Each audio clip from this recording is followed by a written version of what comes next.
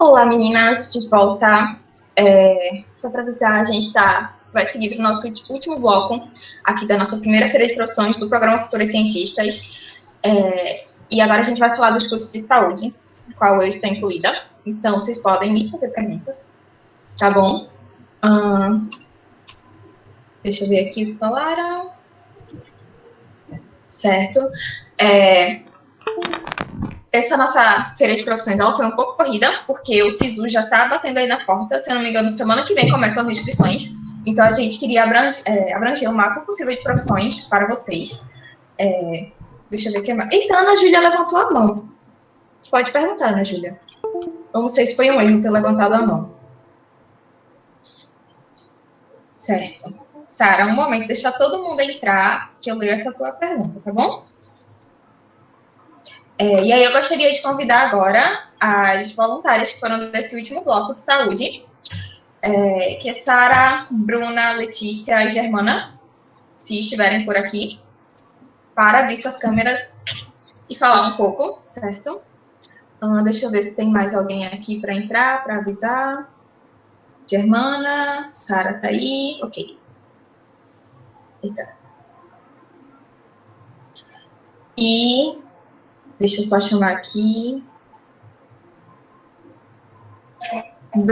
Bruna, não sei se está aqui ou saiu. E aí, eu queria abrir esse bloco dizendo que, como profissionais de saúde, por favor, evitem temas muito polêmicos, tá? Que a gente não possa responder sem se exaltar um pouco. Mas eu queria deixar bem claro que a opinião de todo mundo aqui, a gente acredita na ciência e em fatos científicos. E aí vocês, assim, e a gente acredita muito também na construção do SUS. Então, se vocês quiserem fazer perguntas sobre como foi o processo de trabalho, de estágio, a gente responde, mas não deixe a gente numa saia justa aqui, senão eu perco meu cargo como voluntária, tá bom? A primeira pergunta que tem é para a Germana, que tem o bacharelado em biotecnologia na UFPB e o bacharelado em engenharia de biotecnologia e bioprocessos na UFCG. Existe uma diferença muito grande entre os dois? Começam segundo as inscrições. Tá certo, do SISU. Mas, então, basicamente, se existe uma diferença entre esses dois cursos. Sara, eu vou ser bem sincera com você. Eu não sei porque a gente precisaria ver a grade curricular, tá? Porque, às vezes, esses nomes, eles são muito diferentes, mas, muitas vezes, a grade curricular é parecida. Agora, eu vou te dizer que engenharia de biotecnologia e bioprocessos é muito parecida, muito semelhante com a parte de engenharia química, tá? Então, por quê? A engenharia química, você trata muito de bioprocessos, tá? Então, eu acho que tinha até um engenheiro químico aqui, não sei, ou alguém falou alguma coisa sobre engenharia química. A Ana falou. Foi, né? Então, com certeza, é bem voltado para... É como se fosse uma variante da engenharia química, tá? Mais especificamente voltado para a biotecnologia, tá? Mas, e o bacharelado em biotecnologia, você tem uma área bastante ampla de conhecimento. Para arriscar, não vou te afirmar com certeza, mas arriscaria engenharia de biotecnologia voltada para a engenharia química, tá? E o bacharelado em biotecnologia uma variante ampla, onde você tem um conhecimento científico muito voltado para a área de biologia molecular, tá? De outros sub-ramos da biotecnologia, tá? Mas eu aconselho você a acessar o site da universidade e ver as disciplinas, tá? E provavelmente eu vou acertar essa questão de ser muito semelhante à engenharia química, tá? Juntando a isso que a Germana falou, de comparar as emendas dos cursos. Isso, as emendas. Você pode ver também os conselhos. O que o conselho diz que é a atribuição do engenheiro biotecnologia, blá, blá, blá, e o que é a atribuição só de quem faz o bacharelado. Que é aí para não passar muito um por cima do outro, que é o caso que acontece na química. Ok. Sara tem uma pergunta para você. Deixa eu ler aqui a pergunta. Foi feita no chat. No outro chat, mas enfim. Como é o processo para entrar na residência e quais são as áreas para a residência de odonto? Sara, ela faz residência de odontologia, como ela mesma falou. E como eu disse também, residência não é só para quem é de medicina, embora quem é de medicina também faça residência. Gente, a residência tem um processo seletivo que acontece uma vez por ano. E aqui em Pernambuco, né, junto as provas tanto da UPE quanto da Federal, da Fiocruz. E para a odontologia, você tem 3 blocos que você pode escolher: odontologia hospitalar, saúde coletiva e atenção básica. E aí, dentro desses 3 blocos, você também vai se ramificando, se você vai fazer uma escolha uniprofissional ou multiprofissional. Por exemplo, hospitalar, uniprofissional, você vai estar atuando só com outras dentistas, né? Se for multi, você vai trabalhar com fisioterapeuta, com enfermeira, OTO, e já pode atuar tanto nas UTIs quanto na odontologia hospitalar em si. Na atenção básica, vai ser voltado para a saúde da família, trabalhar nos postos de saúde. E a saúde coletiva, você vai ver mais amplo, as questões de gerências. Você sai com a titulação de sanitarista nesse processo de saúde coletiva. E a residência é um modo estudo-trabalho. A gente dá uma carga horária de 60 horas semanais. E essas 60 horas elas são divididas tanto em atividades práticas, no meu caso, no trabalho no posto de saúde, e outras horas. Assim, de dia eu estou no posto de saúde e à noite eu estou estudando, tendo aulas, agora de forma remota. Se não fosse remota, eu estaria dando aulas na Federal. E basicamente é isso, e a gente recebe uma bolsa para poder trabalhar e estudar. Não sei se eu consegui deixar claro. Eu acho que respondeu bem, e só reforçando, residência é uma especialização. Sara vai sair com a especialização dela em atenção básica, e aí os médicos, quando eles fazem residência, por exemplo, em obstetrícia, ele vai sair com a especialização em obstetrícia. E já que a gente está falando de medicina, eu tenho uma pergunta para a Letícia, essa pergunta é bem pessoal. Como ter maturidade para a clínica de obstetrícia, para lidar com bebês? Me conta aí. Então, você está falando maturidade em relação a não achar fofinho, essas coisas? Exatamente. Acho que a gente se preocupa mais em atender bem, porque o momento de nascimento é uma correria, né, e tal, dependendo do serviço em que esteja acontecendo o parto e tudo mais. Então, meio que a gente esquece. Seria uma pergunta, por exemplo, que eu faria para veterinários, porque eu adoro bicho, então eu ficaria, ai meu Deus, que fofinho e tal, aí ia brincar em vez de clinicar com os pets.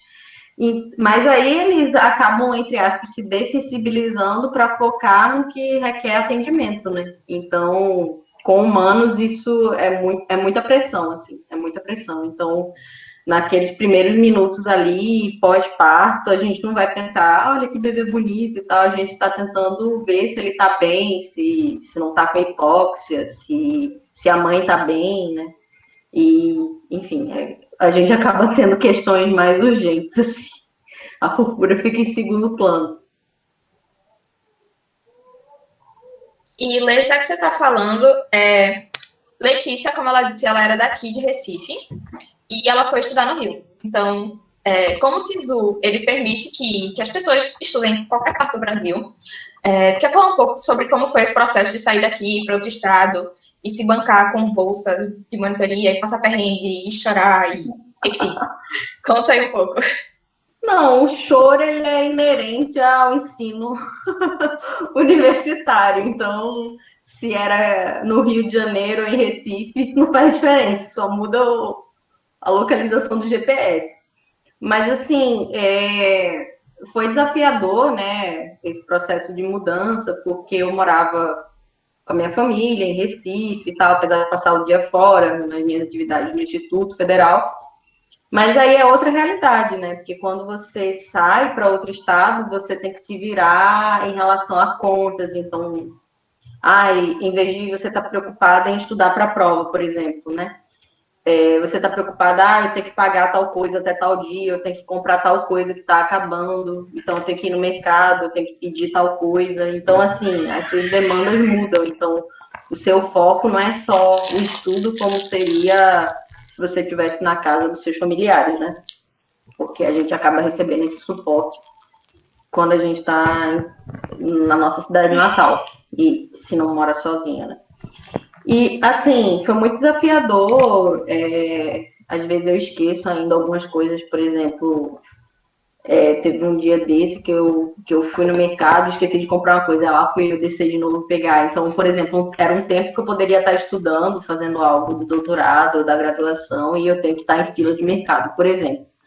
Mas com o tempo a gente se acostuma, e assim, é uma maturidade que a gente ganha que é impagável, né? Assim, isso não se ensina na faculdade. Então a gente amadurece muito quando a gente vai para outro estado fazer o curso. Obrigada. Mais alguém tem alguma pergunta, meninas?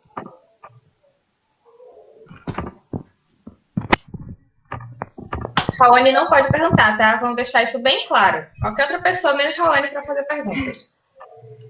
Nossa, que preconceito comigo.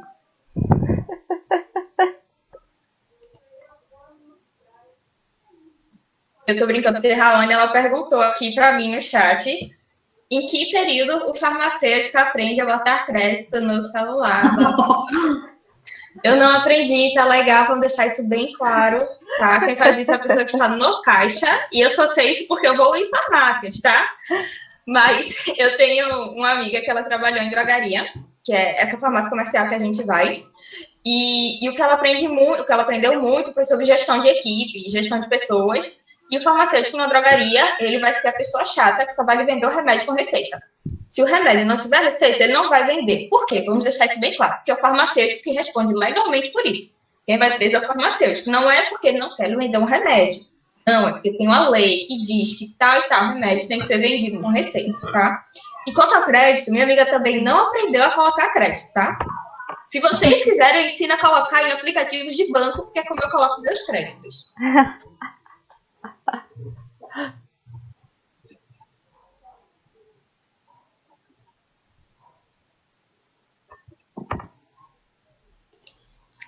Tem uma pergunta para tu, Luísa. Se farmácia também trabalha na produção de vacinas. Sim, trabalha. Na verdade, a produção de vacina, existe toda uma equipe multiprofissional trabalhando, porque fazer vacina não é tipo um bolo, quem faz um bolo, um padeiro, um confeiteiro, não. Para você chegar na vacina, tem toda uma pesquisa de base, começa com você faz ensaios in vitro e pesquisas também em sílico. O que seria uma pesquisa em sílico? Seriam modelos matemáticos para ver se aquele fármaco vai ter uma atividade naquele receptor. Existem modelos matemáticos para isso. Aí quem pode fazer essa parte de pesquisa em sílico? Farmacêutico, biomédico, biólogo que seja específico nessa área, químico, o matemático, a pessoa de estatística, que é com toda essa parte computacional. Aí você avança um pouco na pesquisa, aí você vai para as pesquisas in vitro, que é quando você tem culturas de célula para ver se a célula vai responder ou não para um determinado medicamento, antibiótico. Aí quem pode fazer essa pesquisa? Aí você tem o farmacêutico, o biomédico, o biólogo, o imunologista, o microbiologista, médicos que fazem pesquisa nessa área podem atuar também nessa parte de pesquisa de células. E aí você vai avançando nos estágios. Então, o farmacêutico, ele também faz uma vacina. Mas quem também faz uma vacina? Um biomédico, um biólogo, um estatístico, um médico que atua na pesquisa. Quando eu digo médico que atua na pesquisa, é porque eu estava vendo hoje mais cedo atribuições para produção de medicamentos e indústria, e médicos, eles podem atuar na indústria, desde que eles não atuem na clínica. Tem uma diferençazinha. Que acho que a Letícia pode explicar melhor essa diferença entre medicina da pesquisa e medicina da parte clínica. E eu espero ter respondido sua pergunta. Não é uma coisa fácil, não é uma coisa rápida, é por isso que demora. E aí você, quando faz esses ensaios, você está fazendo numa bancada. E o que é uma bancada? Coisa pequena. Você tem que fazer vacinas numa quantidade imensa, produzir litros e litros por dia. Então, quando você passa dessa escada, transferência de escala, você vai precisar, talvez, de um engenheiro químico, que ele vai falar, ó, a proporção talvez mude, porque você vai ter perda aqui, perda nesse processo. Enfim, é um rolê muito grande. Então, se você falar, ah, mãe, eu quero fazer vacina, existem várias profissões que você pode optar. Bom, em relação a essa questão de atribuições, né, até remete um pouco à pergunta que fizeram sobre biotecnologia. Eu me lembrei muito de mim mesma, porque quando eu estava no ensino médio eu queria fazer biotecnologia, então pesquisei todas essas diferenças entre os cursos. E aí um problema que eu vi é que, eu não sei se resolveram, né, atualmente, mas na época não existia um conselho que regulamentasse a profissão de biotecnólogo, de biotecnologista, vamos dizer assim. Então, essas diferenças de nomenclatura geravam confusão, porque alguns concursos consideravam como aptos quem fazia biotecnologia bacharelado e outros não. A Sara está dizendo que tem sim, atualmente. Ah, que bom. Porque antes não tinha, isso dava muita treta em concurso. Aí, puxando o gancho que a Luísa citou, os médicos, né, e tal, e isso vai depender muito da política da empresa, né? Então, a nível de multinacionais, a nível de instituto de pesquisa, então vai depender da política interna, do regimento interno da empresa. E, assim, eu não estou na área de imunologia, então, assim, eu não sei muitos detalhes em relação a essa questão, por exemplo, do Butantan e médicos, por exemplo. Mas o que eu sei é que para um médico atuar na pesquisa, em geral, ele precisa ter o doutorado, né, na área de atuação, e provavelmente vai passar por capacitações e tudo mais, como ocorre com qualquer outro profissional de saúde. E em relação à pesquisa, né, de uma forma geral, independentemente de ser indústria, indústria da vacina, por exemplo, a pesquisa está de portas abertas, né, para os médicos. Então, assim, inclusive esse programa MD-PhD ele foi feito para que os médicos não saíssem da área de pesquisa, porque infelizmente, como pesquisador no Brasil ganha muito pouco, um médico recém-formado ele prefere trabalhar no mercado atendendo, ao invés de trabalhar com pesquisa, porque infelizmente pesquisa quase não tem retorno financeiro. E aí, por essa carência de médicos no mercado não, né? Dentro da pesquisa, é aí que tem esses incentivos em algumas universidades do Brasil. E aí, em relação à pesquisa, é um mundo à parte. Eu não vou saber exatamente a produção de vacina, mas se vocês quiserem perguntar sobre neurociências, provavelmente eu vou saber mais, porque é minha área.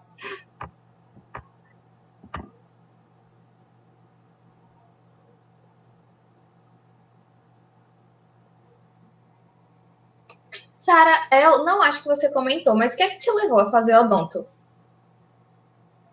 Você queria ser loira do cabelo alisado, como é assim, o estereótipo? Tô brincando, tá, gente? Esse estereótipo é péssimo. Então, eu sempre quis ser dentista, não sei exatamente porquê, mas eu tinha botado isso na cabeça quando era criança. E aí eu fui caminhando e vendo que durante o ensino médio eu me identificava também com as disciplinas de biologia, de química, que eram necessárias, né, para o vestibular. E aí entrei na odonto. Confesso que, assim, tem esse grande estereótipo, não só do loiro odonto, mas também do padrão, assim, da odontologia, dos rumos que a odontologia vem tomando, né, na área mais estética, que eu não consigo me identificar tanto. Eu realmente me identifico muito mais com a saúde coletiva, com a saúde pública, mas que bom que na odontologia também tive essa oportunidade de ir me encontrando mais também nessa área. Mas foi isso, foi uma paixão assim, de criança e que me levou a fazer esse curso.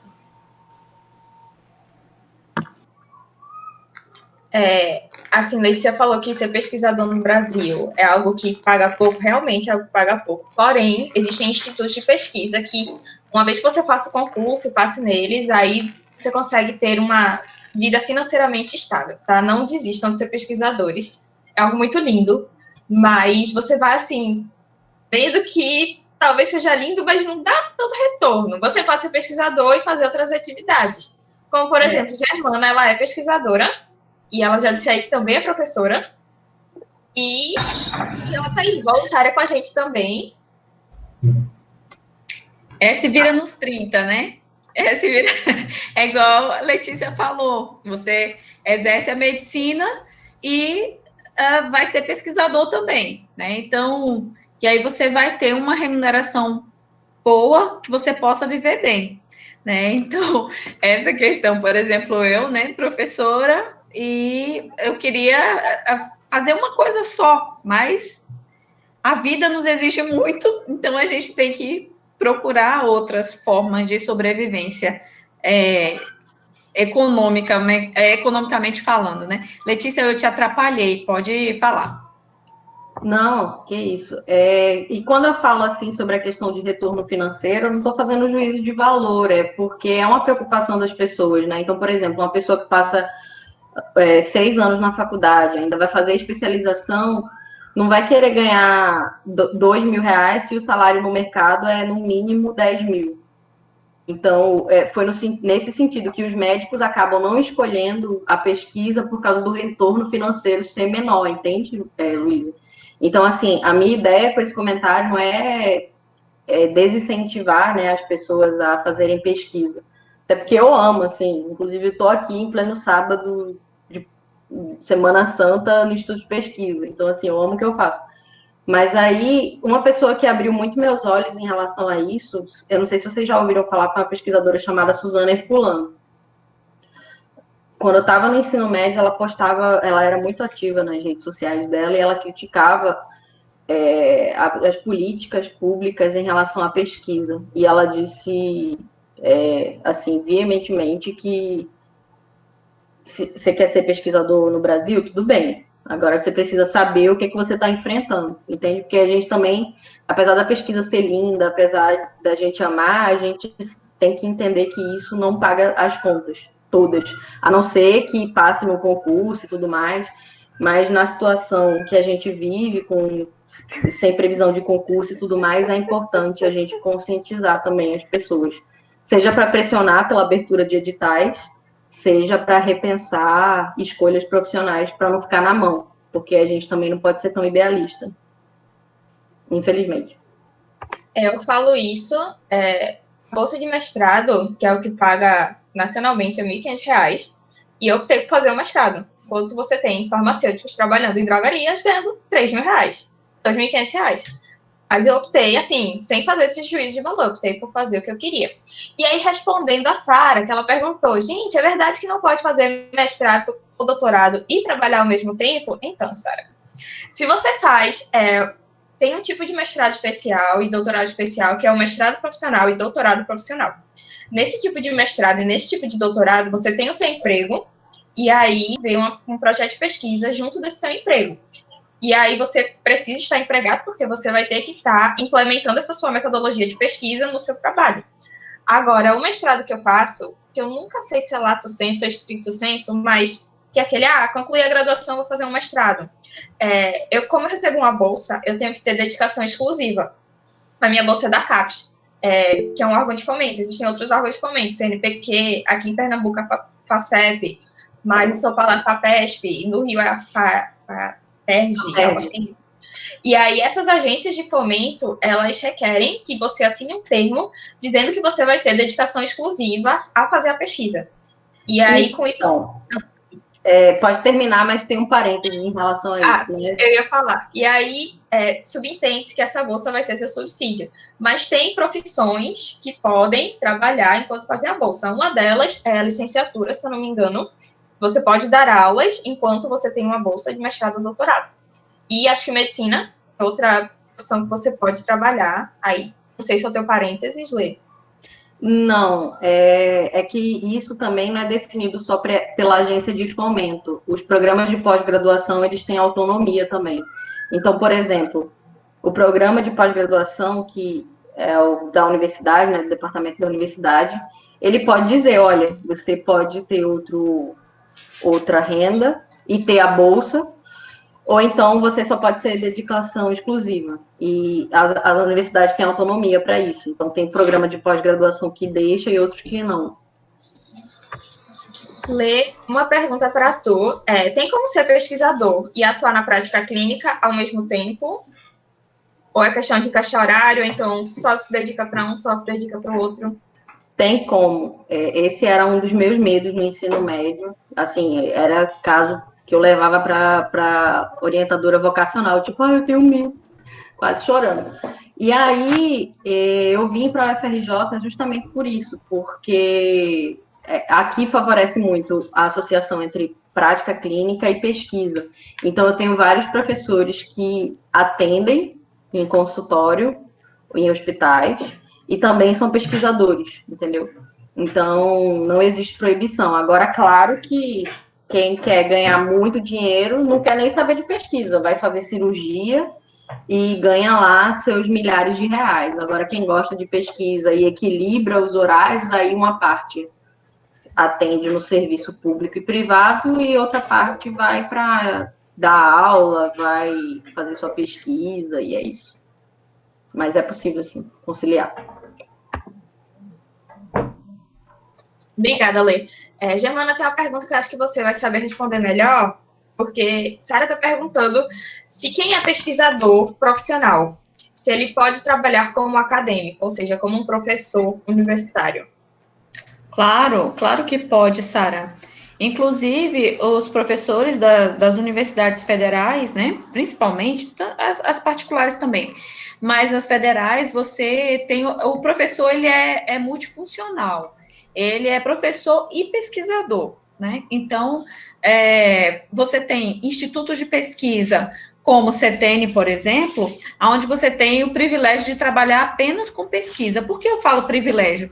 Porque quando você divide sua atenção, você não se dedica com tanta ênfase, né, com tanto gás naquilo, né? Então, a pesquisa não é fácil, né? A Letícia está aí para falar, né? Ainda mais um assunto tão profundo como neurociência, você precisa de muita atenção. Você tem que, não é igual ela colocou aquela figurinha de apresentação, quando não está estudando está estressado, e quando está num ambiente que não é para estar estudando, você também está estressado, porque é muita pressão. Então, a pesquisa também é muita dedicação. Você não consegue. A pesquisa, ao meu ver, não é produzir um artigo. A pesquisa, ao meu ver, é você produzir alguma coisa que beneficie o ser humano, um animal, ou um melhoramento de plantas, enfim, alguma coisa palpável, e não simplesmente você publicar um artigo. Então, isso envolve muitas horas de estudo, muitas horas de dedicação, né? Então, pode sim, né, um professor e pesquisador, né, nas universidades federais isso é cobrado, né, e você tem uma bolsa, né, então você tem o seu salário de professor e você tem uma bolsa das agências de fomento, né, então quando você escuta professor 1A do CNPq, né, esses 1A e tal, são classificações dadas, né, de acordo com as bolsas que eles recebem, de acordo com a dedicação ao longo dos anos, né, então, produção acadêmica, tá? Então, pode sim, tá? Mas eu sou muito fã de quem consegue se dedicar 100% à pesquisa. Boa noite. Obrigada, Germana. Tem uma pergunta aqui. Não, pode falar. Não, é porque, assim, graças a Deus, a gente tem o privilégio de poder lidar com instituições de pesquisa, com instituições federais. Eu posso transferir que são boas, né? Como, por exemplo, você citou o CETENI. Mas nem todo mundo tem acesso a essas instituições, nem todo mundo tem acesso à bolsa. A gente tem muitos alunos de pós-graduação no país que não recebem bolsa. E, diante da desigualdade social do Brasil, isso é um problema. porque tem gente que não tem, infelizmente, o poder de escolha de, eu vou continuar na pesquisa independentemente do dinheiro, mas a pessoa tem filho, a pessoa tem familiares que dependem dele, e infelizmente muitos acabam abandonando a pesquisa. Isso eu estou falando, não é da área de saúde especificamente, estou falando do cenário de pós-graduação geral, de educação, de humanas, de saúde, de exatas, geral, assim. Pela hora, meninas, eu vou estar encerrando aqui.